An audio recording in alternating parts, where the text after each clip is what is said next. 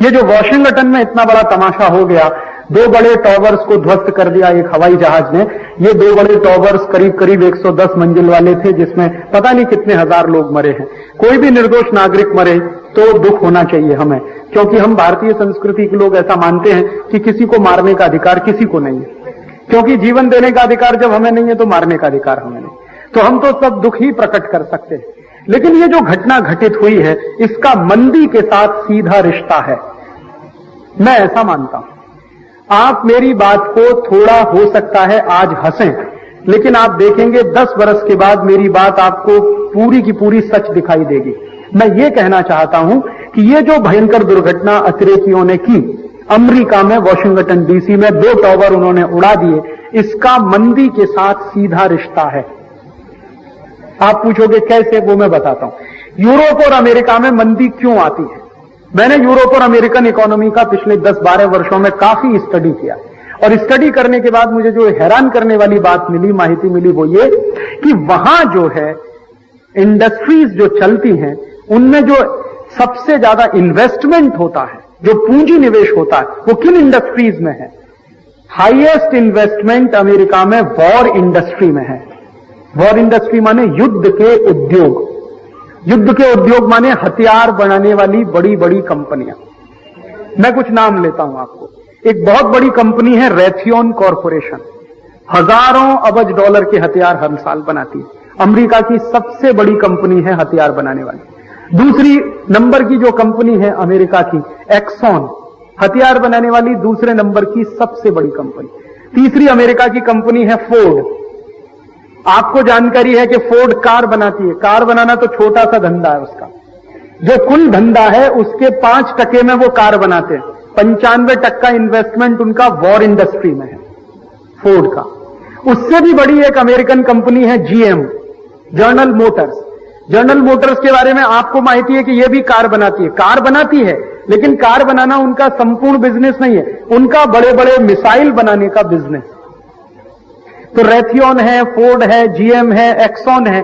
ऐसी मैंने अमेरिका की 50 कंपनियों की एक यादी बनाई है, और उन 50 कंपनियों का 1 साल का हथियार बनाने का जो कुल खर्चा है वो दुनिया के 150 देशों के बजट से ज्यादा। इतना भयंकर उनके यहां वॉर इंडस्ट्री है। मैक्सिमम इन्वेस्टमेंट अमेरिका में वॉर इंडस्ट्री में है, हथियार उद्योग कहते हैं उसको वहां। और अमेरिका में उसको सैटेलाइट इंडस्ट्री कहते हैं। सैटेलाइट इंडस्ट्री माने मुख्य उद्योग। सैटेलाइट का अर्थ ये उपग्रह ही नहीं होता, सैटेलाइट का एक अर्थ होता मुख्य, सबसे केंद्र। जैसे हम भारत के बारे में कहते हैं कि भारत एक कृषि प्रधान देश है, तो माने एग्रीकल्चर हमारे लिए सैटेलाइट इंडस्ट्री है। अमेरिका युद्ध प्रधान देश है, उनके लिए वॉर इंडस्ट्री सैटेलाइट इंडस्ट्री। अब अमेरिका में क्या होता है, हथियार भयंकर बनते हैं, लेकिन वो हथियार जब नहीं बिकते तभी मंदी आती है, क्योंकि हथियार बन रहा है तो बिकना ही चाहिए। नहीं बिकेगा तो कारखाने बंद है, कारखाने बंद है तो मजदूर बेकार है, और हथियारों के कारखाने बंद तो स्टील वाले कारखाने भी बंद, क्योंकि स्टील इंडस्ट्री हथियार उद्योग के लिए माल सप्लाई करती है, केमिकल इंडस्ट्री हथियार उद्योग के लिए माल सप्लाई करती है, सीमेंट इंडस्ट्री हथियार उद्योग के लिए माल सप्लाई करती है। तो सैटेलाइट इंडस्ट्री जब खतरे में आती है तो अमेरिका के 90 दूसरे उद्योग खतरे में आ जाते हैं।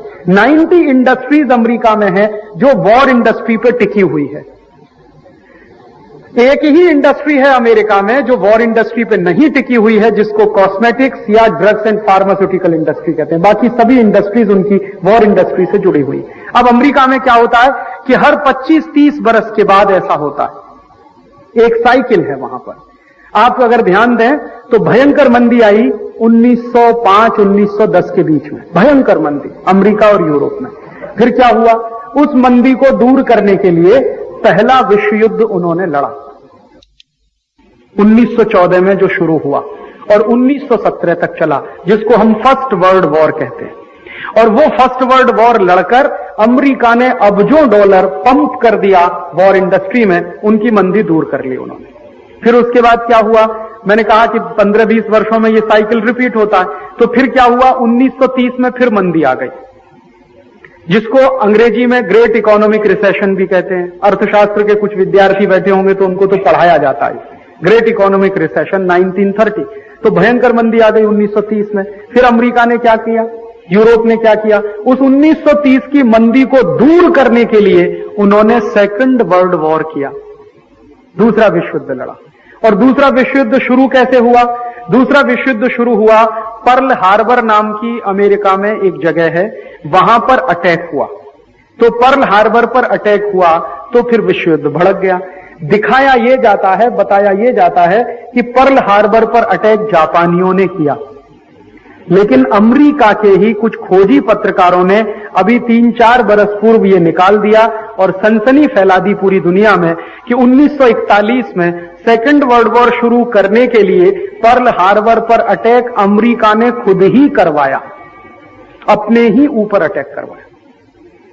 तो फिर आप पूछोगे जापानियों की थ्योरी क्या थी? जापान के कुछ नागरिकों को जबरदस्ती हवाई जहाज में बिठाया गया और उन हवाई जहाजों से बमबारी कराई गई। तो सारी दुनिया में यह संदेश गया कि जापान ने अमेरिका पर हमला बोल दिया है, तो अमेरिका ने उसी का बदला लेने के लिए जापान पर हमला बोला, जिसमें 2 एटम बम उन्होंने गिरा लिए।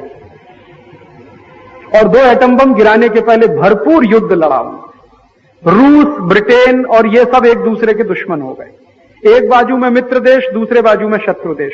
3 साल भयंकर युद्ध चला, 1941 से लेकर 1944। और 1944 में जब युद्ध धीरे धीरे कम हुआ, तो क्यों कम हुआ? उसकी बड़ी इंटरेस्टिंग स्टोरी है। वो ये कि अमेरिका की हथियार बनाने वाली कंपनियों के सारे गोडाउन्स खाली हो गए, इसलिए शांति हो गई। और शांति भी कैसी जबरदस्त हुई? दुनिया में एक पीस उन्होंने बनाया, वर्ल्ड पीस कॉन्फ्रेंस बोला, और उस वर्ल्ड पीस कॉन्फ्रेंस का जो रिजल्ट निकला, आउटपुट निकला, वो यूनाइटेड नेशंस बन गया। और यूनाइटेड नेशंस को यह कहा गया कि भविष्य में कभी भी युद्ध नहीं होना चाहिए। तो फिर उन्होंने 1 साल की, 2 साल की, 3 साल की युद्ध की लड़त के बाद अपनी मंदी को कम कर लिया। अब वो मंदी कम हो गई, फिर उसके बाद अब फिर मंदी आ गई अमेरिका में। अब मंदी आई है तो फिर उनको युद्ध लड़ना है। बीच में भी एक बार मंदी आई थी 1980 के आसपास, तो उस मंदी को दूर करने के लिए उन्होंने इराक और ईरान को आपस में लड़वा दिया।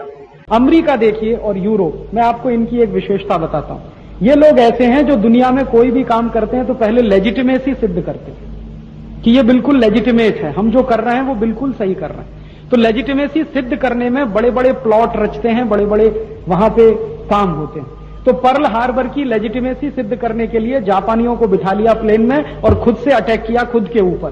तो सारी दुनिया को लगा कि जापान ने अटैक किया, तो पूरी दुनिया जापान के ऊपर पिल गई। बाद में उनको गलती हुई कि हमसे गलती हो गई। और अब पर्ल हार्बर के बारे में अमेरिका के सब लोग मानते हैं, वहां के हिस्टोरियन भी कहते हैं कि वो भाई हमारा ही अटैक था हमारे ऊपर।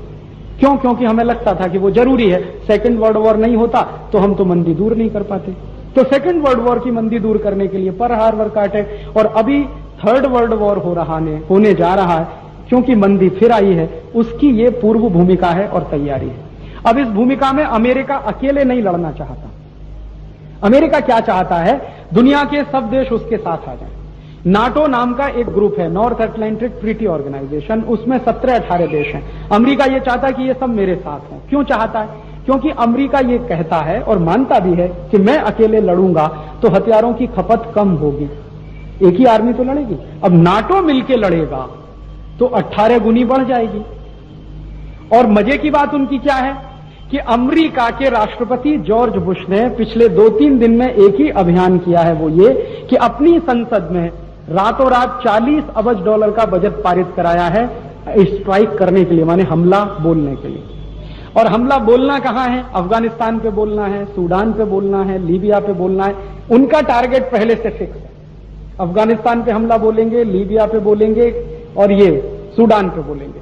और अगर लग गया हाथ तो फिलिस्तीन पे भी बोल सकते हैं या एक आध किसी और देश पे बोलेंगे। तो उनका भूमिका यह है कि पोलराइजेशन हो जाए दुनिया में, क्रिश्चियनिटी वर्सेस इस्लाम, ये वो चाहते हैं। इस्लाम एक तरफ हो जाए, इस्लामिक देश एक तरफ हो जाए, क्रिश्चियन देश एक तरफ हो जाए, दोनों मिलकर लड़ें और अच्छे से युद्ध हो तो मंदी दूर हो जाएगी। और मैं आपको बताता हूं, इस युद्ध का कोई नतीजा नहीं निकलेगा, क्योंकि दोनों युद्धों का कोई नतीजा नहीं निकला, ना सेकंड वर्ल्ड वॉर का ना first world war. Second world war खत्म हुआ, उसके बाद फिर शांति की बात करनी पड़ी, समझौता करना पड़ा। सेकंड वर्ल्ड वॉर के पहले फर्स्ट वर्ल्ड वॉर में भी यही हुआ, अभी फिर वही होगा। हो सकता है 2-3 महीने, 4 महीने, या हो सकता है साल भर युद्ध खिंच जाए, साल भर युद्ध के बाद फिर समझौता होगा, क्योंकि मेरी ऐसी मान्यता है कि दुनिया का कोई भी राष्ट्र किसी दूसरे राष्ट्र को संपूर्ण नहीं मिटा सकता। जब सेकंड वर्ल्ड वॉर में आप नहीं मिटा पाए तो अभी क्या मिटा लेंगे। लेकिन इससे तबाही बहुत भयंकर होगी। हो सकता है 1-8 करोड़ लोग मारे जाएं या उससे भी ज्यादा मारे जाएं। भयंकर तबाही होगी और इनको कोई दर्द नहीं है तबाही होने का। उनको लगता है कि उनका काम पूरा होना चाहिए। और इसमें जब तबाही होगी तो आप जान लीजिए हम और आप भी नहीं बच पाएंगे। ऐसा हम मानकर बैठे हों कि अफगानिस्तान पर अटैक होगा, गलती से कोई मिसाइल दिल्ली की तरफ मुड़ गई तो क्या हो? क्योंकि हो चुका है कई बार। मैं आपको एक सच्ची घटना बताता हूं। अभी अमेरिका ने अफगानिस्तान पर थोड़े समय पहले हमला किया था। गलती से उनकी एक मिसाइल चाइना के उनके उसमें चली गई थी, एम्बेसी ऑफिस तोड़ दिया था पूरा ऑफिस, मर गए थे उसमें कई चाइना। अमेरिका ने बाद में माफी मांगी थी। तो इसका तो कोई भरोसा नहीं है। कितनी ही गाइडेड मिसाइल्स हो, कंप्यूटर प्रणाली काम करना बंद कर दे तो कहीं का कहीं जाके टकराती और क्या तबाही कर सकती है आप उसकी कल्पना कर सकते हैं। और अगर किसी मिसाइल में केमिकल वेपन्स उन्होंने लगा दिए तो तबाही तो और भयंकर होगी, क्योंकि अमरीकियों का तो चरित्र ऐसा है। वियतनाम में वॉर हुआ था, आप सबको शायद याद होगा जितने बड़े लोग हैं। तो वियतनाम में इन्होंने लाखों लोगों को केमिकल वेपन से मारा था, लाखों लोगों को। बाद में यह भी माना था हमसे गलती हुई थी, क्योंकि निर्दोष लोग बहुत मारे गए थे। तो जब भी युद्ध होता है निर्दोष लोग ही मारे जाते हैं।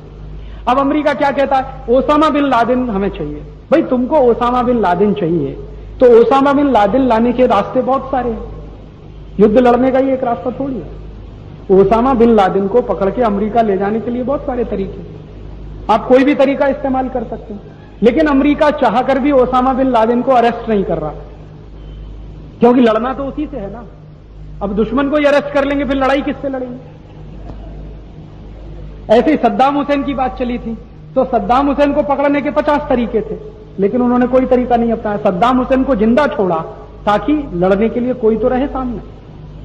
तो सद्दाम हुसैन भी जिंदा रहेगा, ओसामा बिन लादेन भी जिंदा रहेगा और युद्ध चलता रहेगा ताकि उनके हथियार बिकते रहे। तो मेरी ऐसी मान्यता है कि इस समय अमेरिका और यूरोप के देशों ने अपनी आई हुई भयंकर मंदी को दूर करने के लिए वही खेल खेला है जो 1945 में उन्होंने खेला था। और 10 बरस के बाद हो सकता है कि वही बात फिर सामने निकल कर आए, जैसे अभी पर्ल हार्बर की बात सब सामने आ गई निकलकर कि हां हमने अपने ही ऊपर अटैक किया था क्योंकि हमें उसकी जरूरत थी। और ये सब जो है मान कर बैठे हैं कि अभी 1-8 हफ्ते में युद्ध हमें शुरू करना है, उसकी भूमिका बना रहे हैं। अब भूमिका एक ही बन रही है कि ज्यादा से ज्यादा देशों को साथ ले लें, तो इसमें फायदा पता है क्या होगा। नाटो जब साथ में आएगा तो युद्ध का खर्चा बराबर बांटा जाएगा, नहीं तो अमेरिका के ऊपर ही पूरा बोझ आ जाएगा। अमेरिका बहुत चालाक है। आप चाहे अमेरिका अकेले अटैक कर सकता, कोई मुश्किल थोड़ी है। अफगानिस्तान को अटैक करना अमेरिका के लिए तो मुश्किल नहीं है, क्योंकि अफगानिस्तान उनके टक्कर का देश नहीं है। लेकिन अमेरिका नहीं चाहता कि वो अकेले अटैक करे, वो क्या कहता है सबको मेल जोल कर अटैक करो।